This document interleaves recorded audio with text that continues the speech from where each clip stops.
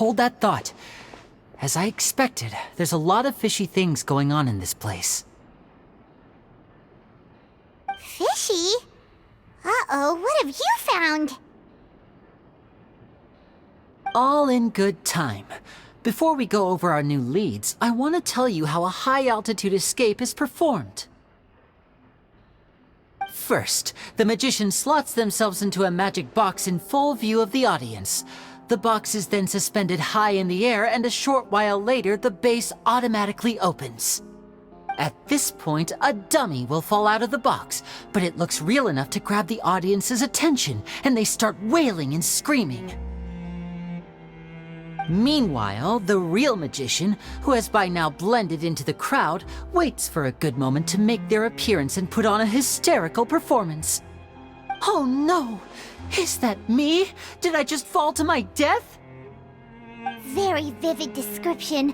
Paimon can really picture it. And then what?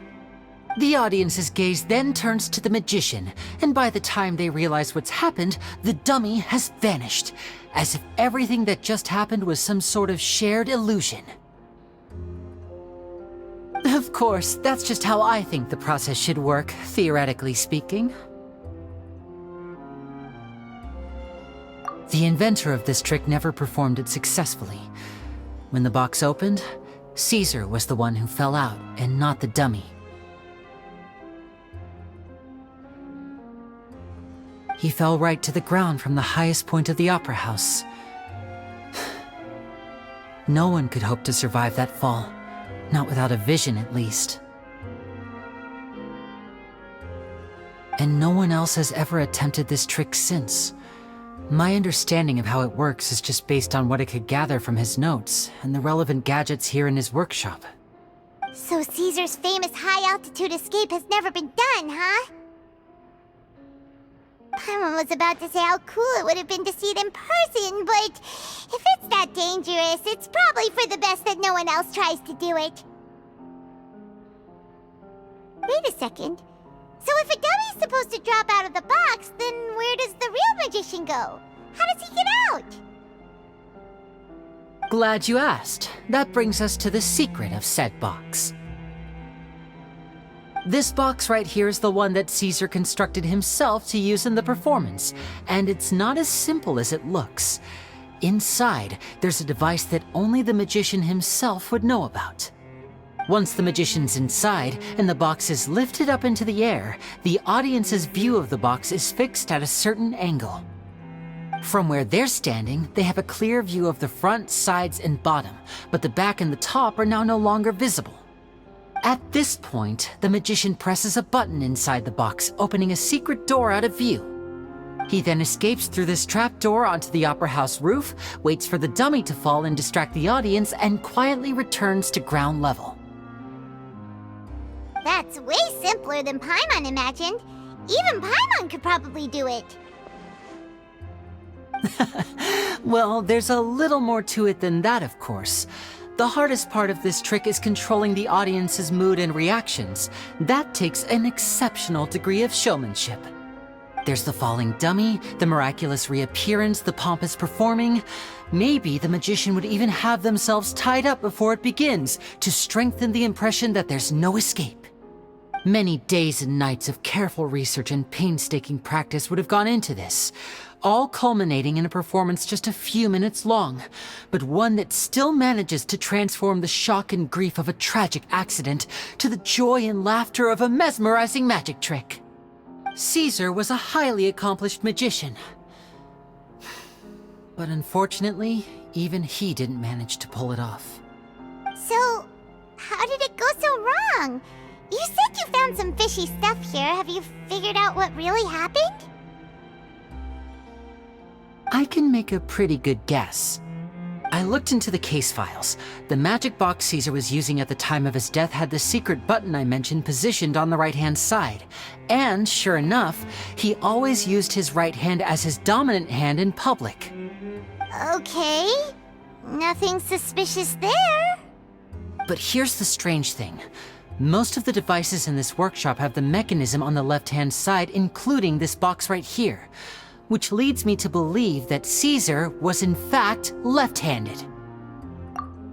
Because a magician can't afford to have their most basic habits stand out too much, people naturally focus their attention on the most important details of the task or situation at hand. But a magician needs to be able to redirect an audience's attention at will so as to avoid arousing their suspicion. The essence of magic is getting people to believe a lie. If even the truth raises eyebrows, the falsehoods become all the more difficult to mask. And so, Cesar trained himself to use his right hand to align with his audience's expectations. Great magic always requires sacrifices. But in his most stressful and nerve-wracking moments, and when no one was watching, reflex would kick in and he'd use his left hand. That's why he set his gadgets with the mechanism on his left. Exactly. I think that's likely what happened. Cesar would have been under a lot of time pressure during the escape. He'd have had mere seconds to open the hidden compartment, retrieve the dummy, then open the secret door and make a swift escape. But I'm sure he was confident. He would have rehearsed countless times to the point where it was second nature.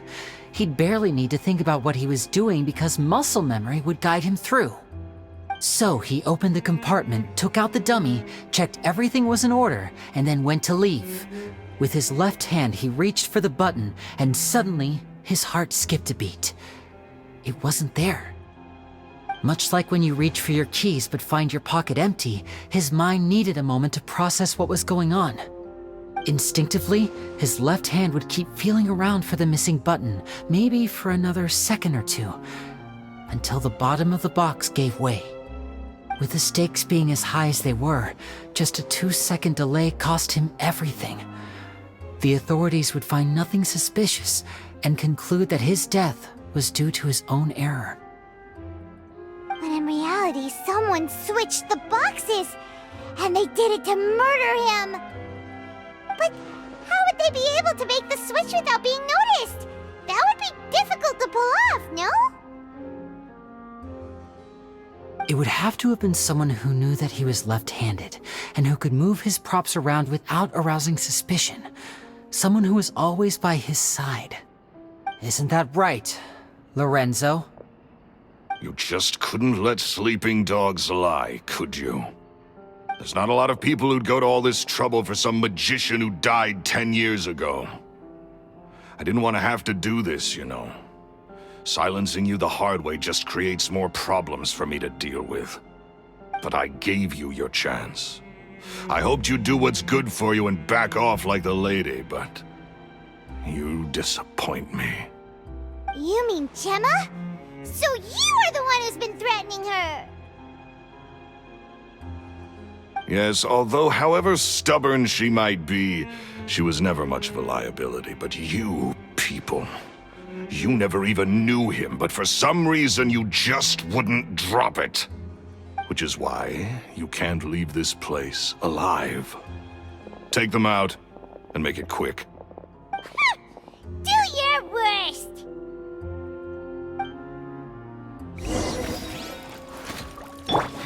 I see everything!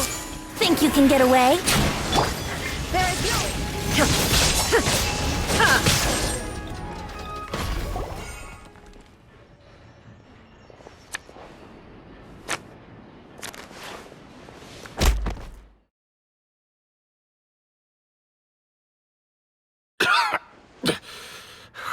You kids are tougher than you look. Had enough yet, Lorenzo? Your cronies can't help you now. I think it's high time you started talking, and what I'd really like to know is, why did you murder Cesar? If I had a mora for every time you've said that man's name. Of course you idolize Cesar, everyone else did. But I was the real genius magician. Me! He was just an amateur who did cheap tricks for gullible children. I was the one who made magic into the fine art it is today. The aristocrats doffed their hats to me! So it was jealousy. Jealousy. Hatred, more like. I hated Cesar. All he cared about was his magic. He lived and breathed it. He poured everything into his street performances and his stupid tours like it was just a hobby to him, never bothering to think about Mora. What sort of fool devotes their life to the art of deception and never has a Mora to show for it? But the people loved him, didn't they? Oh, how they looked up to him. No one gave me a second look. All I ever heard was, "Oh, your master's amazing, isn't he?" Amazing. Yeah, so amazing that he was completely broke. Every other apprentice was living it up at their master's expense, but no, not me. I put in all the work, mastered all the skills, and it brought me nothing more than the life I already had. He forbade me from using magic to trick people out of their Mora. There was nothing he hated more than that. And with his reputation in Fontaine, it was too risky for me to go it alone. As long as he was alive, if I dabbled in my own brand of money-making magic, he would expose me, and it would destroy me. I had to kill him. There was no other way. He had to go. And this was your only motive? It was reason enough. What other motive would I need? Well, I was under the impression that there might have been other factors at play. For instance, maybe you were in love with Gemma, but she was engaged to Cesar. In love with Gemma? Don't be ridiculous. Guess I was wrong about that then. Next question. Are you the Phantom Weasel? I am. Cesar was so strict with me. He insisted that his way was the right way, that the sole purpose of magic was to bring joy to the world. I never bought into any of that. I was more interested in the practical value of magic. Sure enough, it helped me fill my pockets with all kinds of valuable treasures. Oh, yeah! Charlotte told us that the weasel would steal whatever people valued, no matter how much it was worth. That's just how it looked from the outside. What would any thief want with second-rate loot? I've only ever targeted high-value items. I stole cheap things as a way of practicing my craft. It was other people's overactive imaginations that conjured up the preposterous image they then dubbed the Phantom Weasel. So, that's the story, huh? Well, I hope you're ready to tell it all over again during your trial. What choice do I have? You're a pack of wolves, and you've got me between your jaws. You've seen what's here, and my last-ditch effort to stop it getting out has failed. What else can I do? So be it. I've enjoyed power and wealth for the last 10 years, the likes of which Cesar could never give me. I wouldn't choose for things to end this way, but I regret nothing. Very well. In that case, I'll contact the guards. Traveler, Paimon, keep an eye on Lorenzo for me. I'll meet you just outside the workshop when I'm back.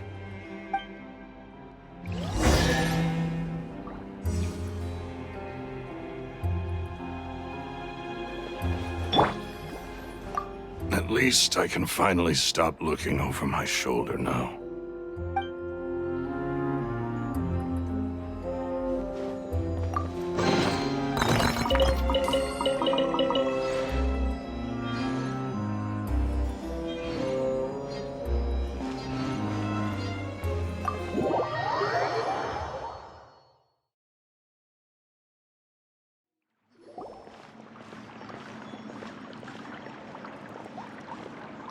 Lyney has told me the whole story. Lorenzo, do you confess to the murder of Cesar and to framing him for the Phantom Weasel's crimes? Look who's finally developed a conscience. What kind of disciple murders their own master? I hope it was worth it, because there'll be hell to pay.